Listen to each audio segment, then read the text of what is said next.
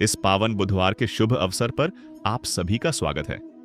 आज हम सुनने जा रहे हैं एक ऐसी दैवीय कथा जिसे सुनने मात्र से मन की बाधाएं दूर होती हैं और जीवन में मंगल के नए द्वार खुलते हैं। कहते हैं कि जब भी इंसान सत्य, साहस और भक्ति को अपना मार्ग बनाता है, तब स्वयं भगवान उसकी रक्षा के लिए आशीर्वाद भेजते हैं। यह कथा उसी आशीर्वाद का प्रतीक है। इसमें एक साहसी राजकुमारी की पीड़ा, एक वीर योद्धा का संघर्ष, एक क्रूर दैत्य का अंत और एक दुष्ट जादूगर की हार, सब कुछ एक साथ समाया हुआ है। यह कथा हमें सिखाती है कि चाहे अंधकार कितना भी गहरा क्यों ना हो, यदि मन में विश्वास और हृदय में भक्ति हो तो प्रकाश का उदय अवश्य होता है। इसलिए इस दिव्य कथा को मन को शांत करके पूरी श्रद्धा के साथ सुनिए। अंत तक बने रहें, क्योंकि यह कथा आपके जीवन में नई ऊर्जा और नई प्रेरणा भर देगी। यदि आपको ऐसी आध्यात्मिक कथाएं पसंद आती हैं, तो चैनल को जरूर सब्सक्राइब करें, ताकि हर सप्ताह आपको नई दिव्य कथाओं का लाभ मिलता रहे।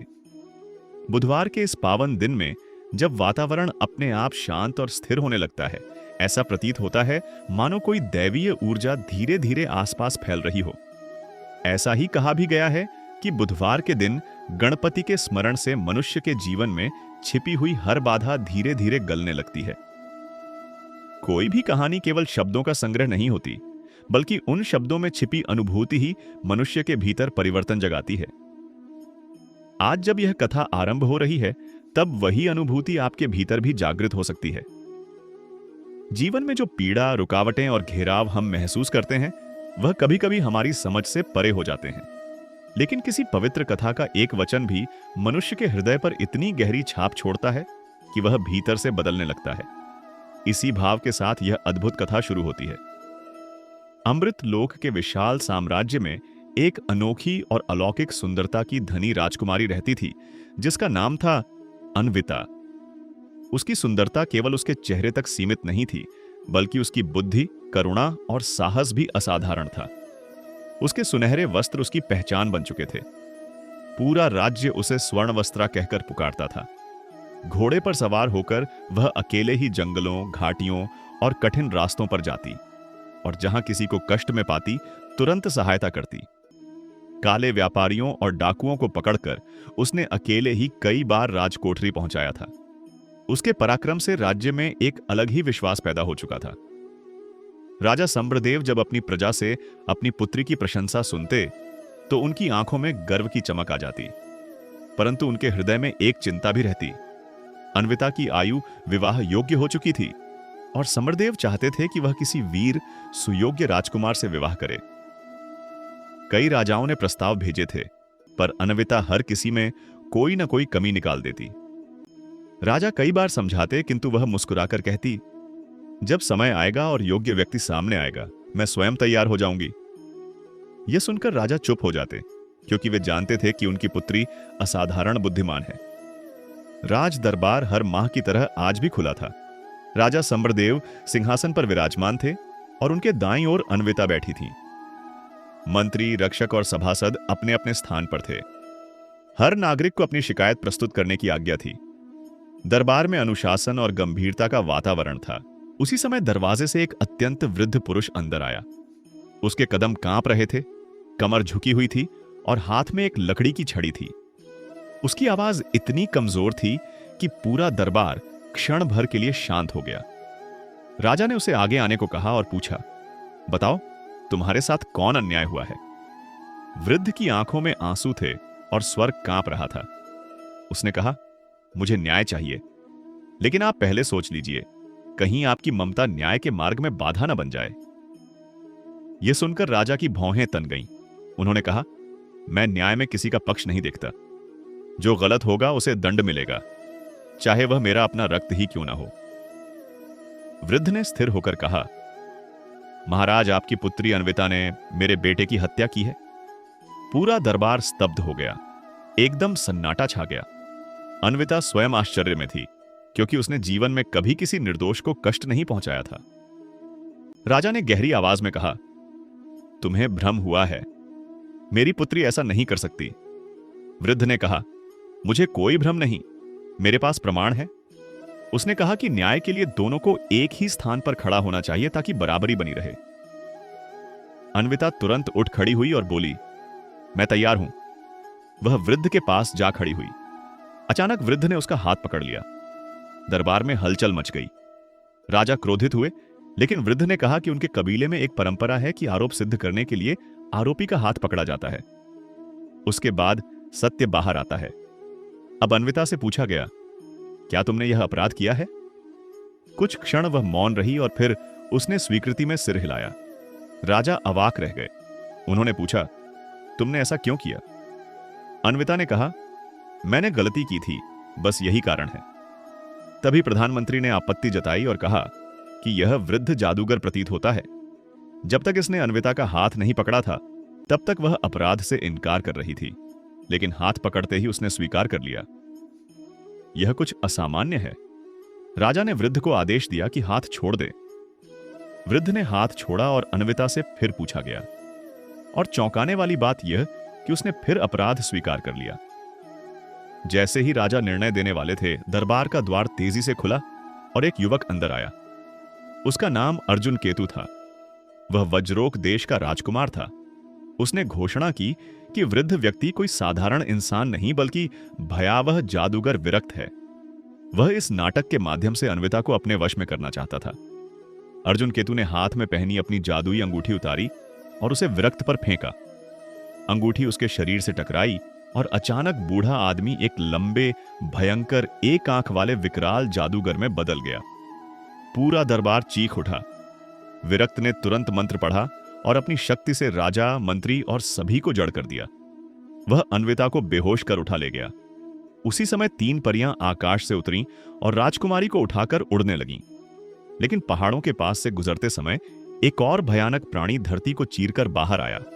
कालरुद्ध, एक क्रूर दैत्य जिसे परलोक के राजा ने घाटी में कैद किया था। उसने परियों को मार डाला और बेहोश अन्विता को अपने कब्जे में ले लिया। वह अपने भूमिगत महल में उसे ले गया। उधर राज दरबार में विरक्त गायब होते ही जड़ हुआ जादू समाप्त हुआ और सभी होश में आए। राजा सम्रदेव टूट चुके थे। उन्होंने अर्जुन केतु से विनती की कि वह उनकी बेटी को वापस लाए। अर्जुन केतु ने वचन दिया कि वह चाहे कुछ भी हो जाए, अन्विता को बचाकर लाएगा। तभी एक तपस्वी, एक दिव्य वृद्ध दरबार में आया। उसने बताया कि संघर्ष अब केवल विरक्त से नहीं है, बल्कि कालरुद्ध जैसे दैत्य से भी है, जो अब अन्विता को अपने महल में कैद रखे हैं। दोनों के बीच कोई सीधा संघर्ष नहीं हो सकता, क्योंकि विरक्त परलोक की सीमा में प्रवेश नहीं कर सकता और कालरुद्ध अपने महल से बाहर नहीं निकल सकता।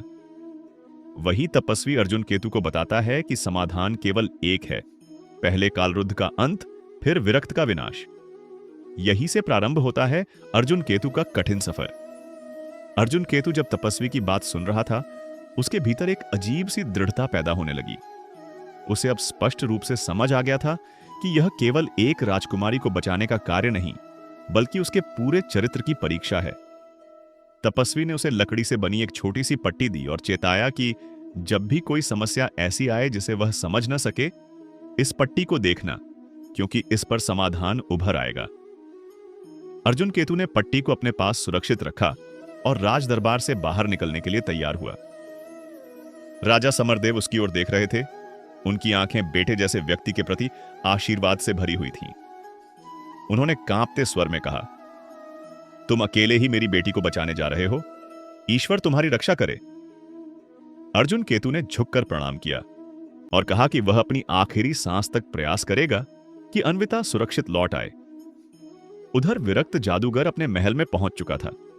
परियों के न लौटने से उसकी बेचैनी असहनीय हो गई थी। उसने अपनी जादुई दीवार पर बने दर्पण में अपना मंत्र पढ़कर अतीत का दृश्य देखा और उसे समझ आया कि कालरुद्ध ने परियों को मारकर अन्विता को अपने कब्जे में ले लिया है। विरक्त की आंखें विष की तरह चमक उठीं। उसे यह सोचकर गुस्सा आ रहा था कि इतनी कठिन योजना के बाद भी वह राजकुमारी उसके हाथ से छीन ली गई। वह जानता था कि कालरुद्ध जितना क्रूर था, उतना ही शक्तिशाली भी, लेकिन उस पर उसका कोई जादू प्रभाव नहीं डाल सकता था। इसी वजह से वह सीधे कालरुद्ध का सामना नहीं कर सकता था। निराशा और क्रोध में वह कई बार दर्पण की ओर देखकर मंत्र पढ़ता रहा, लेकिन कोई उपाय उसकी पकड़ में नहीं आ रहा था। कुछ देर बाद उसने अपने महल में रखे विशेष पात्र को उठाया और अपनी उंगली छुपाकर रक्त टपकाया। रक्त से वह एक छोटे दैत्याकार बोने को बुलाता था, जिसे सभी खूनी बोना कहा करते थे। वह बोना रक्त से प्रकट हुआ और झुककर बोला, स्वामी बताइए क्या आदेश है। विरक्त ने उसे कालरुद्ध की हरकतें बताईं और पूछा कि राजकुमारी को वापस कैसे लाया जाए। खूनी बोने ने बताया कि कालरुद्ध की जान उसके गले में टंगी 2 खोपड़ियों में कैद है। जब तक वे खोपड़ियां नष्ट नहीं होती, कालरुद्ध मारा नहीं जा सकता। लेकिन उन खोपड़ियों को छीनना असंभव है। कोई भी उन्हें उसके गले से अलग नहीं कर सकता। केवल एक ही उपाय है, आपको अलाप साधना करनी होगी। इस साधना में अपनी सारी जादुई शक्तियां त्यागनी पड़ती हैं और 40 दिनों तक आप एक सामान्य मनुष्य की तरह कमजोर रहेंगे। लेकिन साधना पूरी होते ही आप दूर बैठकर भी कालरुद्ध की खोपड़ियों को चूर चूर कर सकते हैं। विरक्त यह सुनकर घबराया। 40 दिन तक वह कमजोर पड़ा रहेगा और यदि कोई महारथी उसके महल में घुस आया तो वह निहत्था समाप्त हो जाएगा। खूनी बोने ने दूसरा उपाय दिया कि विरक्त अपनी आत्मा को किसी पक्षी में डाल दे और उस पक्षी को छुपा दे, तब उसकी मृत्यु असंभव हो जाएगी। विरक्त को यह उपाय बहुत अच्छा लगा। उसने 7 रंगों वाली एक दिव्य चिड़िया उत्पन्न की और एक गुप्त मंत्र के द्वारा अपनी आत्मा उसे सौंप दी। चिड़िया की आंखें गहरे लाल हो चुकी थीं, जो संकेत था कि अनुष्ठान सफल है। उसने चिड़िया को एक पिंजरे में बंद करके महल के नीचे वाली अदृश्य कक्ष में टांग दिया। अब वह निश्चिंत था कि कोई उसे मार नहीं सकता और तुरंत अपने 40 दिनों वाले कठिन अनुष्ठान के लिए बैठ गया। साधारण मनुष्य की तरह कमजोर होकर वह मंत्र जप में डूब गया। उधर कालरुद्ध अन्विता को अपने भूमिगत महल के कक्ष में ले आया था। उसके चेहरे पर एक क्रूर प्रसन्नता थी। वह अकेलेपन से थक चुका था और अब उसे लगा था कि वह अपनी इच्छानुसार दुनिया की सबसे सुंदर स्त्री को पत्नी बना लेगा। उसने अन्विता को पलंग पर रखा और कई बार उसे जगाने की कोशिश की, लेकिन वह बेहोशी में ही पड़ी रही। जब उसे कोई उपाय समझ नहीं आया तो उसने अपने महल की एकमात्र बुजुर्ग सेविका को बुलाया। वही सेविका काललोक के राजा द्वारा कालरुद्ध की देखभाल के लिए भेजी गई थी। सेविका ने राजकुमारी को देखते ही समझ लिया कि उस पर किसी जादू का असर है। उसने अपनी साधारण जादुई दृष्टि से अतीत देखा और पता चला कि अन्विता के मन पर विरक्त का वश है और वह तब तक नहीं जाग सकती जब तक विरक्त स्वयं अपना जादू न खो दे या उसका अंत न हो जाए। कालरुद्ध को यह सुनकर आक्रोश आया। वह सोच नहीं सकता था कि जिस स्त्री को वह अपनी रानी बनाने की सोच रहा है, उसे कोई और जादूगर नियंत्रित कर चुका है।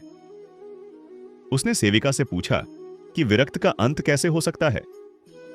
बुजुर्ग सेविका ने बताया कि विरक्त ने अपनी आत्मा 7 रंग की चिड़िया में छुपाई है और वह चिड़िया उस कक्ष में है जो महल की ऊपरी मंजिल के नीचे मौजूद है।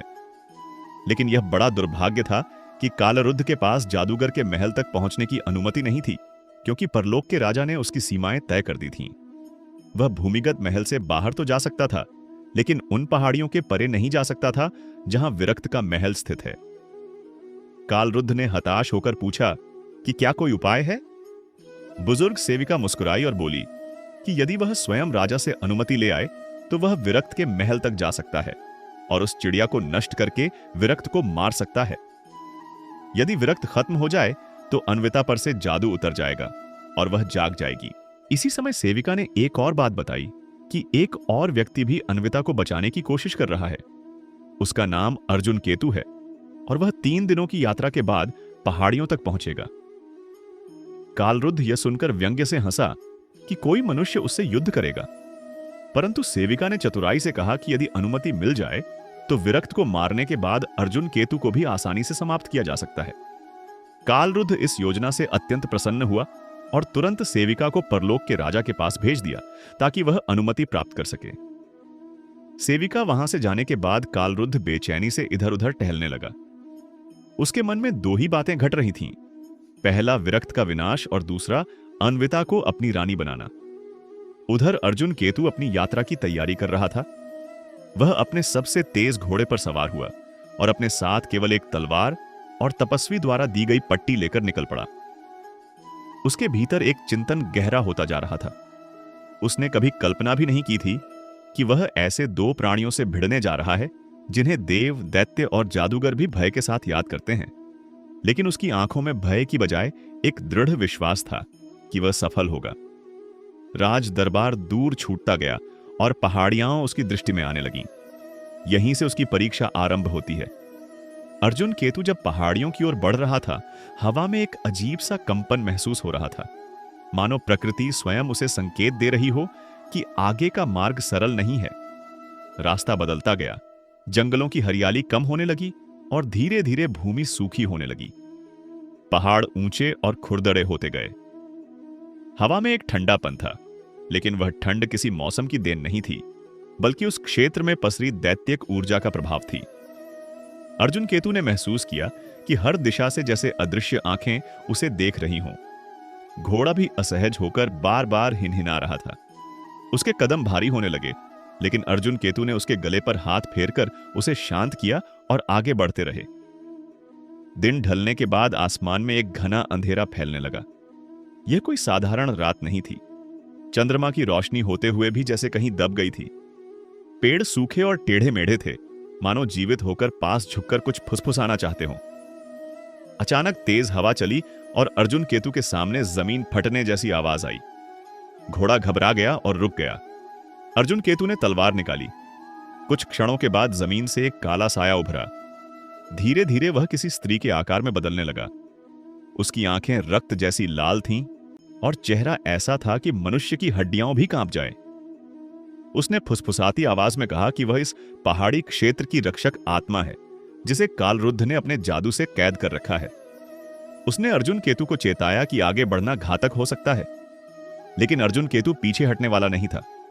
उसने दृढ़ता से कहा कि वह किसी भी स्थिति में अन्विता को बचाकर ही लौटेगा। आत्मा ने यह सुनकर मुस्कुराया और उसकी मुस्कान में दर्द और सम्मान दोनों थे।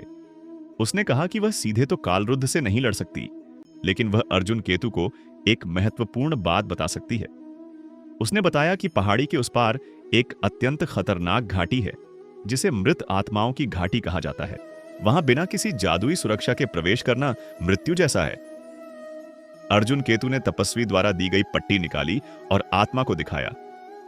आत्मा ने जब वह पट्टी देखी तो उसके चेहरे की भयावहता गायब हो गई और उसने विनम्र होकर मार्ग दिखाया। उसने कहा कि इस पट्टी के कारण घाटी की आत्माएं तुम्हें हानि नहीं पहुंचा सकेंगी। अर्जुन केतु आगे बढ़ा। अब वह मृत आत्माओं की घाटी में प्रवेश कर चुका था। घाटी में इतनी भयंकर शांति थी कि हृदय की धड़कन भी तेज सुनाई दे रही थी। जगह जगह सफेद धुंध फैली हुई थी, मानो धुएं के बादल जमीन को छू रहे हों। अचानक धुंध के भीतर से कई परछाइयां निकलकर उसके पास आने लगीं। वे मृत आत्माएं थीं जो वर्षों से उसी घाटी में भटक रही थीं। वे कभी मनुष्य थीं, लेकिन अब उनके चेहरे पर कोई भाव नहीं था, केवल खोखली आंखें थीं। अर्जुन केतु ने पट्टी को हाथ में लेकर धीरे धीरे आगे बढ़ना शुरू किया। जैसे ही वे आत्माएं उसके बेहद करीब आईं, पट्टी से हल्की सी रोशनी फूटी और सभी पीछे हट गईं। वह निरंतर चलता रहा, लेकिन रास्ता इतना लंबा और भयानक था कि लगता था वह कभी समाप्त नहीं होगा। अचानक उसके पैरों के नीचे की जमीन कांपी। कुछ क्षण में घाटी की मिट्टी अलग हो गई और भूमिगत से विशालकाय कंकाल बाहर आने लगे। ये कोई साधारण कंकाल नहीं थे। वे प्रहरी थे जिन्हें कालरुद्ध ने इस घाटी में नियुक्त किया था। उनकी आंखों की जगह काली आग जल रही थी। उन्होंने अर्जुन केतु को देखकर अपने हड्डियों वाले हाथ उठाए और तेजी से उसकी ओर दौड़ पड़े। अर्जुन केतु ने तलवार कसकर पकड़ी और पहला प्रहार किया। तलवार हड्डियों से टकराई और कुछ कंकाल टूटकर बिखर गया। बाकी कंकाल उसकी ओर झपट पड़े। अर्जुन केतु हर दिशा से आने वाले प्रहारों से बचता हुआ एक एक कर उन्हें तोड़ता रहा। लड़ाई लंबी चली, लेकिन अंत में वह विजयी हुआ। कंकाल धूल बनकर हवा में बिखर गए और घाटी पुनः शांत हो गई। घाटी पार करने के बाद अर्जुन केतु को एक विशाल पत्थरों का दरवाजा दिखाई दिया। वह समझ गया कि यह विरक्त के साम्राज्य का प्रवेश है, लेकिन दरवाजे पर कोई ताला नहीं था। वह स्वयं अपने आप खुल गया, जैसे किसी अदृश्य शक्ति ने उसे पहचान लिया हो। अर्जुन केतु अंदर प्रवेश कर चुका था। उधर कालरुद्ध का महल भी घटनाओं से गुजर रहा था। बुजुर्ग सेविका परलोक के राजा के सामने खड़ी थी। उसके हाथ कांप रहे थे, लेकिन उसकी आंखों में दृढ़ता थी। उसने राजा को सारी बात बताई। अन्विता पर विरक्त का जादुई प्रभाव, विरक्त की आत्मा चिड़िया में छिपाई गई और कालरुद्ध का उसे मारने का इरादा। परलोक के राजा ने कुछ क्षण विचार किया। वह जानता था कि कालरुद्ध को शक्ति देना खतरनाक है, लेकिन वह यह भी जानता था कि विरक्त अब अधर्मी और निर्दयी हो चुका है। यदि उसका अंत न किया गया तो वह लोकों में विनाश मचा देगा। राजा ने अंत में गहरी सांस लेकर अनुमति दे दी और सेविका तेजी से वापस लौटने लगी। उधर अन्विता धीरे धीरे अपनी बेहोशी में हलचल करने लगी थी। उसके मन में कोई संघर्ष चल रहा था, जैसे दो अलग अलग शक्तियां उसके भीतर जकड़ी हुई हों। उसकी आंखें आधी खुली, लेकिन वह कुछ देख नहीं पा रही थी। सेविका ने उसे पानी दिया, लेकिन उसके भीतर विरक्त का जादू बहुत गहरा था। वह चाहकर भी जाग नहीं पा रही थी। सेविका उसे देखती रही और मन में दुआ करती रही कि अर्जुन केतु जल्द पहुंचे। उसी समय विरक्त अपने अनुष्ठान में डूबा हुआ था। उसके शरीर में अब बिल्कुल भी शक्ति नहीं थी। पसीने से भीगा हुआ वह लकड़ी की चौकी पर बैठा था और कठिन मंत्र पढ़ रहा था। उसकी सांस भारी हो रही थी, लेकिन वह साधना रोक नहीं सकता था। 40 दिनों में से आज पहला ही दिन था और उसे लगता था कि कोई उसे अंदर से खींच रहा है। लेकिन उसके मन में केवल एक ही लक्ष्य था, कालरुद्ध को नष्ट करना, ताकि वह अन्विता को अपने कब्जे में ले सके। अर्जुन केतु अभी उस महल के पहले द्वार पर था, जहां से असली परीक्षा शुरू होने वाली थी। अर्जुन केतु महल के भीतर कदम रखते ही समझ गया कि यह कोई साधारण स्थान नहीं था। दीवारें काली थीं और उन पर विचित्र आकृतियां उकेरी थीं, जो मानो जीवित हों और हिलती डुलती प्रतीत होती थीं। महल के भीतर की हवा भारी थी और उसमें जादू का कंपन साफ महसूस हो रहा था। सामने लंबा गलियारा था, जिसकी समाप्ति दिखाई नहीं दे रही थी। गलियारे के दोनों ओर काले स्तंभ खड़े थे, जिन पर पीली रोशनी की लौ चमक रही थी, लेकिन वह लौ बिना किसी दीपक या मशाल के हवा में ही जल रही थी। यह दृश्य भी अर्जुन केतु का मन डिगा नहीं पाया। उसने तलवार कसकर पकड़ ली और आगे बढ़ने लगा। कुछ ही कदम आगे बढ़ने के बाद उसे लगा कि उसकी पीठ पर जैसे किसी ने ठंडी सांस फेंकी हो। उसने पीछे मुड़कर देखा, लेकिन कोई नहीं था। वह सावधान होकर आगे बढ़ा। अचानक चारों ओर धुंध फैल गई और धुंध के भीतर से एक लंबी आकृति उभरने लगी। पहले वह केवल काली नजर आई, फिर धीरे धीरे उसका रूप स्पष्ट होता गया। वह एक योद्धा का रूप लेकर उसके सामने खड़ा था, पर उसका चेहरा नहीं था, सिर्फ एक काला खालीपन। उसने हाथ में तलवार उठाई और अर्जुन केतु की ओर झपटा। अर्जुन केतु ने तुरंत अपने वार से उसका मुकाबला किया। तलवारें टकराईं तो एक अजीब सी आवाज हुई, जैसे हवा चीखी हो। वह योद्धा बेहद तेज था। हर दिशा से अचानक प्रहार करता, कभी दाएं कभी बाएं से। अर्जुन केतु ने अपनी पूरी शक्ति से उससे लड़ाई की। कई प्रहार उसके कंधे, हाथ और पीठ को छूकर निकल गए, लेकिन उसने हार नहीं मानी।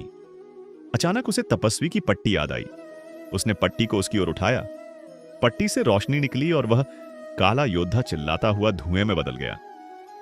अर्जुन केतु ने राहत की सांस ली, लेकिन आगे का रास्ता अभी भी लंबा था। महल के भीतर वह दूसरा कक्ष आया, जहां जमीन पर कोई सांस लेता हुआ विशाल जीव पड़ा था।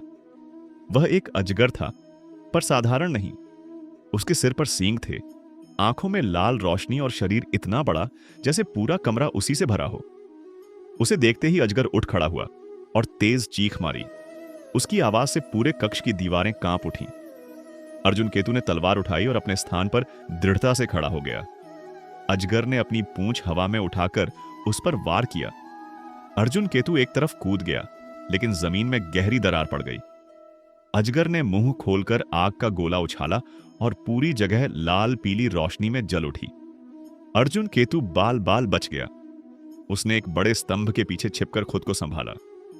अजगर लगातार धधकती आग से हमला कर रहा था और कमरा गर्म होता जा रहा था। अर्जुन केतु धीरे धीरे स्तंभ के पीछे से निकलकर सही समय का इंतजार करता रहा।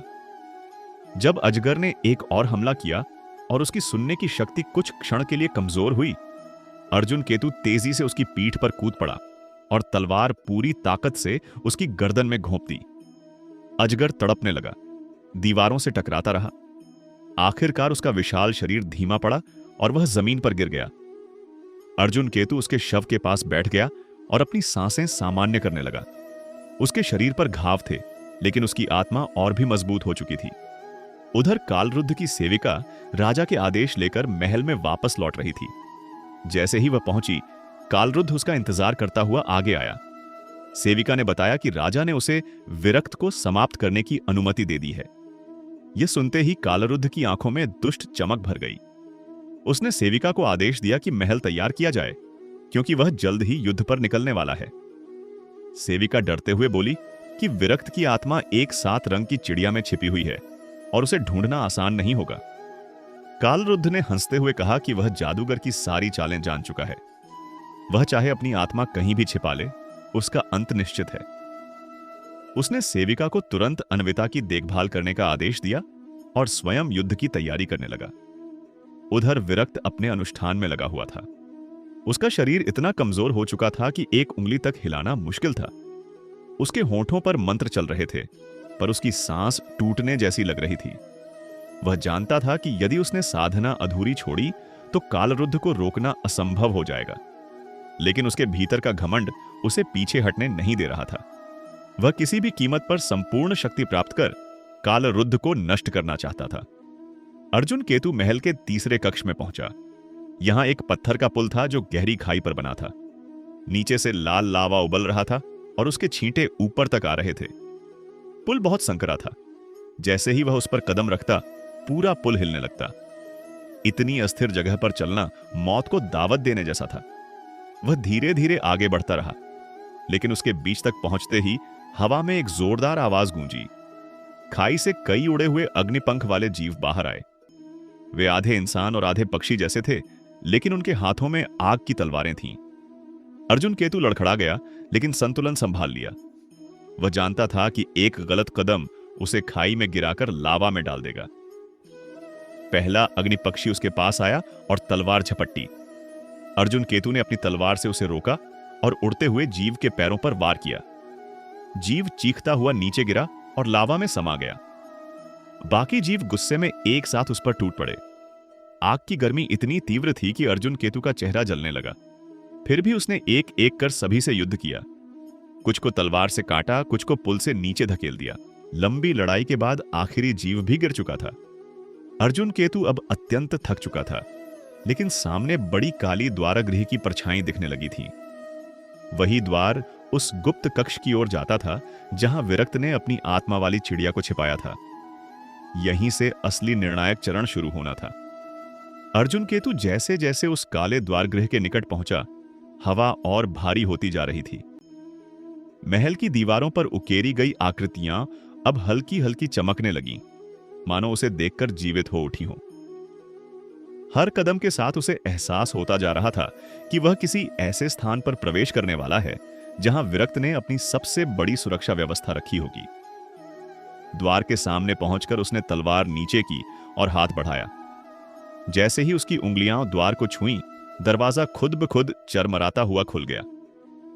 भीतर पूर्ण अंधकार था, इतना गहरा कि उसमें कदम रखते ही लगा जैसे संसार ही गायब हो गया हो।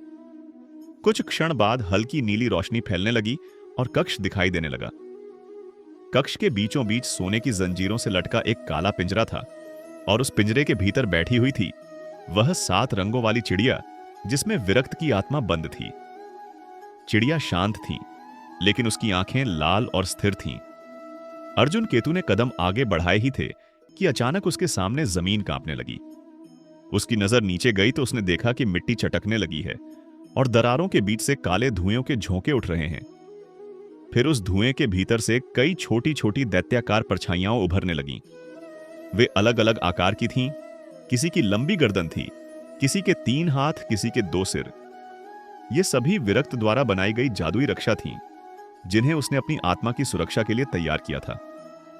उन सभी ने एक साथ अर्जुन केतु पर झपट्टा मारा। अर्जुन केतु ने तलवार उठाई, लेकिन इतने अधिक प्रहार एक साथ उसे विचलित कर सकते थे। उसने पट्टी निकाली और जैसे ही वह हवा में उठी, उससे निकली तेज रोशनी ने सभी परछाइयों को पीछे धकेल दिया। कुछ क्षण के लिए कक्ष शांत हुआ, लेकिन तभी वह परछाइयां फिर उठीं और इस बार उनका हमला कई गुना तेज था। अर्जुन केतु ने मजबूरी में पूरी ताकत से तलवार घुमाई। एक एक करके परछाइयों को काटा, लेकिन वे मरकर भी फिर से जुड़ जाती थीं। उसकी सांसें भारी हो गईं, पर उसने हिम्मत नहीं हारी। अचानक उसे याद आया कि तपस्वी ने कहा था कि हर भ्रम का अंत सत्य की रोशनी से होता है। उसने पट्टी को सीने से लगाया और अपनी आंखें बंद करके मन को स्थिर किया। पट्टी से इतनी तेज रोशनी निकली कि पूरा कक्ष कांपने लगा। जैसे ही रोशनी फैली, सभी परछाइयां चीखती हुई धुएं में बदलकर खत्म हो गईं। अब रास्ता साफ था। अर्जुन केतु ने तलवार उठाई और धीरे धीरे उस पिंजरे के पास पहुंचा। चिड़िया उसे अपलक देखती रही। वह असाधारण रूप से शांत थी। अर्जुन केतु समझ गया कि विरक्त अब लगभग अपनी साधना में इतना कमजोर हो चुका है कि उसकी आत्मा भी विरोध नहीं कर सकती। उसने पिंजरे की जंजीरें काटी और चिड़िया के ठीक सामने खड़ा हो गया। तलवार उठाते ही चिड़िया ने एक हल्की आवाज निकाली और उसके पंखों से रंगीन धूल झड़ने लगी। अर्जुन केतु ने बिना झिझके तलवार नीचे लाई।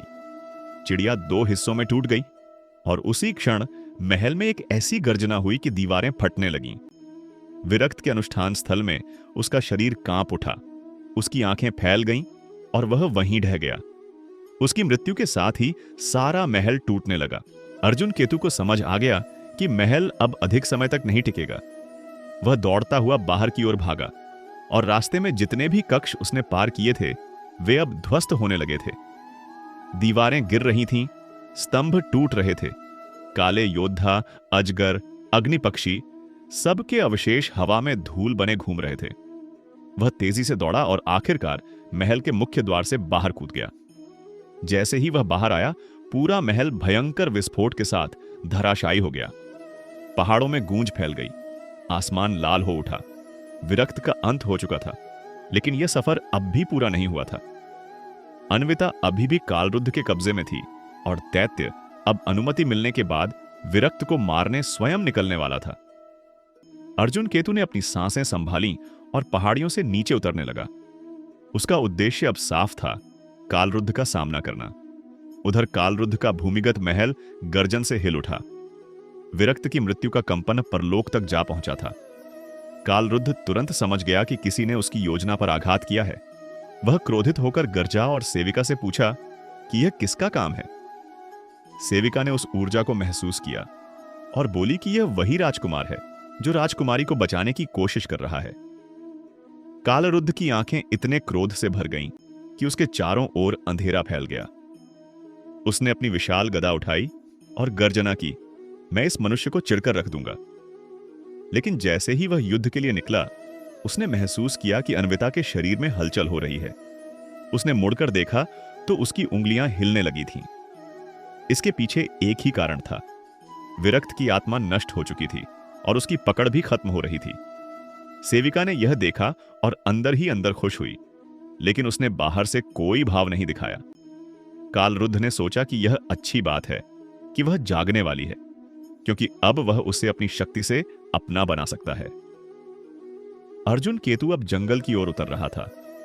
कालरुद्ध का भूमिगत महल पहाड़ियों के नीचे की गुफाओं में था और वहां पहुंचना सबसे कठिन रास्ता था। जैसे ही वह नीचे आया, हवा में गर्मी फैलने लगी, धरती लाल होने लगी और जंगलों का रंग काला पड़ गया। यह संकेत था कि कालरुद्ध अपने महल से बाहर निकल चुका है।